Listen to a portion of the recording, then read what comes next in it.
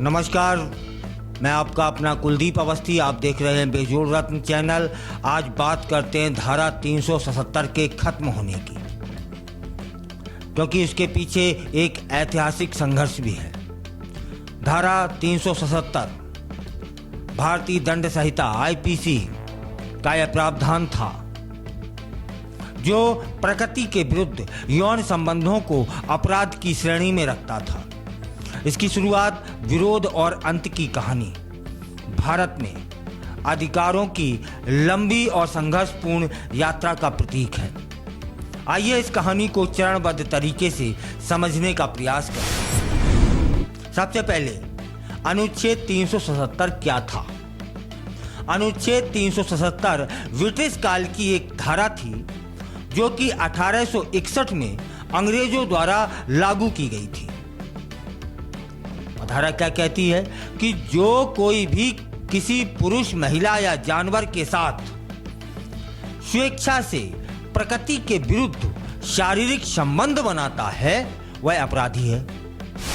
उसे उम्र कैद या 10 साल तक की सजा दी जा सकती है, जिसमें समलैंगिक संबंधों को अप्राकृतिक और अपराध माना गया था।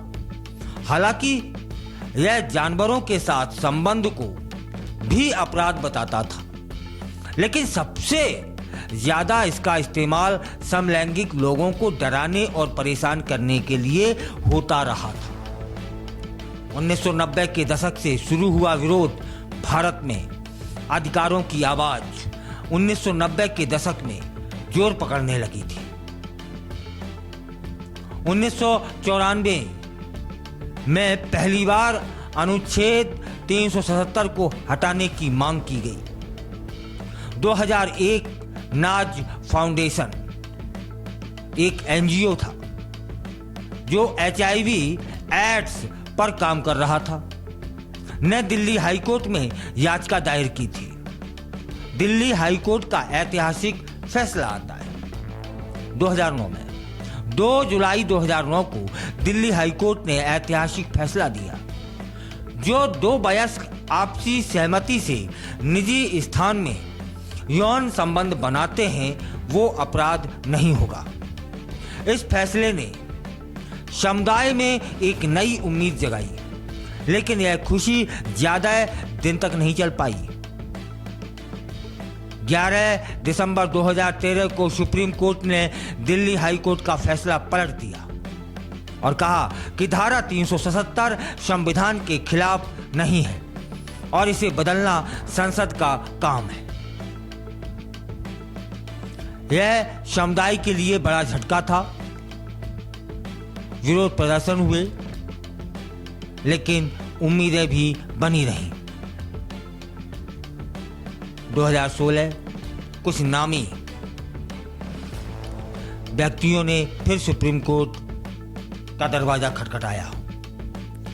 सुप्रीम कोर्ट ने राइट टू प्राइवेसी को मौलिक अधिकार बताया, जिससे LGBTQ अधिकारों को मजबूत आधार मिल गया। और 6 सितंबर 2018 सुप्रीम कोर्ट की 5 जजों की बेंच ने सर्वसम्मति से क्या कहा कि अनुच्छेद 377 का वह हिस्सा जो 2 वयस्कों के बीच आपसी सहमति से बने संबंधों को अपराध बताता है असंवैधानिक है। समलैंगिक संबंध अपराध नहीं है। और LGBT समुदाय को समान गरिमा, निजता और स्वतंत्रता का अधिकार है। चीफ जस्टिस दीपक मिश्रा कहते हैं कि LGBT लोगों को भी जीने का उतना ही अधिकार है जितना किसी और को। इसके बाद क्या होता है कि LGBTQ अधिकारों पर और खुलकर बातचीत होने लगती है। फिल्मों, वेब सीरीज और मीडिया में समलैंगिकता को स्वीकार किया जाने लगता है। हालांकि समाज और परिवार में भेदभाव अब भी है। अब चलते हैं निष्कर्ष की ओर। अनुच्छेद 377 के खत्म होने की कहानी केवल एक कानून के बदलाव की नहीं, बल्कि समानता, स्वतंत्रता और प्रेम की जीत की कहानी है। यह दिखाता है कि भारत जैसे विविध देश में भी बदलाव संभव है। जब लोग आवाज उठाते हैं तो संविधान उनका साथ देता है।